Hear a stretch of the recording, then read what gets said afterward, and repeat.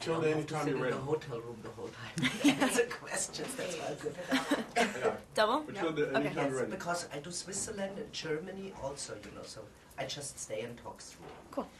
So, Kristen, I saw the movie last night, and you know, there's images stuck in my head, like when you run through all these red dress people and things like that. I had the feeling it was even more elegant and stylish than the first one. Did that appear to you the same? I don't know if it was more stylized than the first. This story, I think it's just by nature of the material, it adds more scope. I mean, we never leave, we do leave Forks, we go to Arizona in Twilight, but that's just not a stark I mean, the difference between Italy and Forks is literally, I mean, it adds color. I agree, I think it's beautiful. And we got to go to Italy as well to shoot it. So when you have the real environment that you're supposed to be, that your character is supposed to be reacting in, it's a big help. I just wanted to say it helps when you have, the colors are completely different, you know, in Tuscany. How were your experiences in Tuscany? Did you have a little bit, because I'm a big fan of Tuscany, I have to say. I am too now.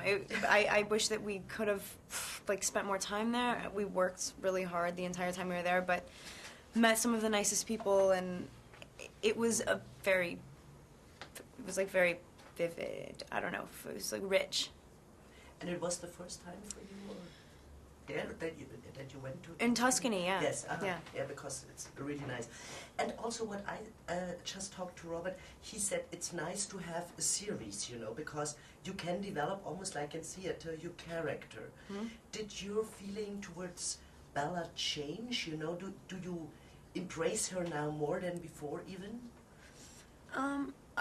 I understand, because I've had so much time to consider her, I understand her more, definitely.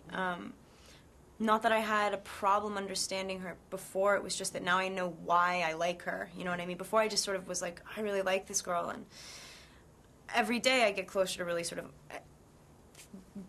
I mean, I feel like I'm never going to understand anything completely, so that's why I got hung up on that, but I stand behind all of her decisions, and some of them are sort of, from an outsider's perspective, more difficult to get behind, but if you put yourself in the shoes of a very self-assured yet self-deprecating woman who is willing to follow her heart, it's sort of like, wow, I know why I like her. She's awesome. You know what I mean?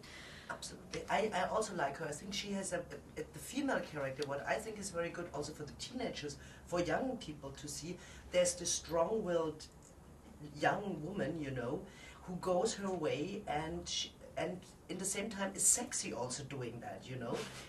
You know what I mean? So it's something that she's sexualized. She's actually taking her. I mean, that's what's cool about this, is that, like, you know, boys are allowed to do that, girls aren't. I mean, this is sort of like we're saying, like, you're absolutely allowed to be the aggressor if you'd like to be. You know, I mean, not that that's what the movie's about, but that's a small thing that you could get from it.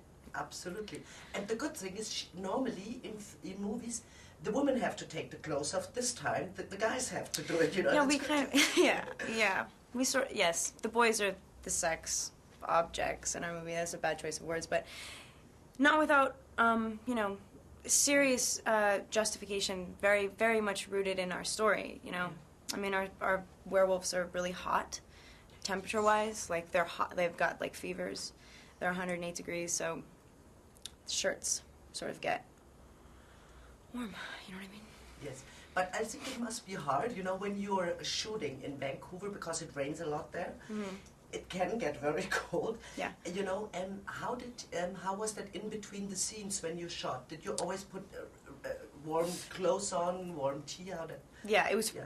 It's these movies freezing all the time, and it actually really helps because Bella's supposed to be cold too. Like, there were times where I would literally be walking around set in a t-shirt because I was literally like brimming.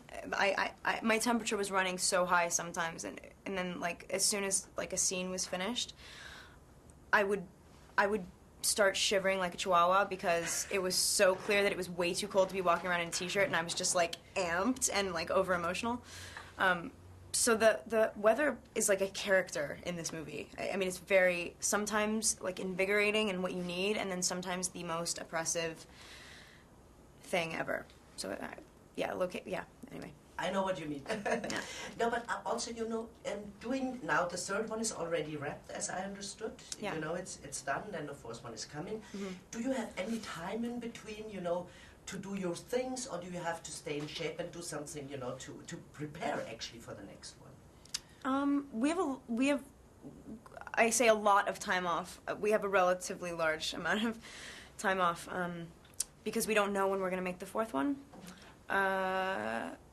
It's a funny thing. It was easy to step back onto the set of New Moon, and then maybe even easier to step back onto the set of Eclipse, because we have these very sort of established dynamics that we really love, and are like when we go away from them, it's nice to come back to them. It's like we want to rekindle. I mean, me and the other actors, I'm saying.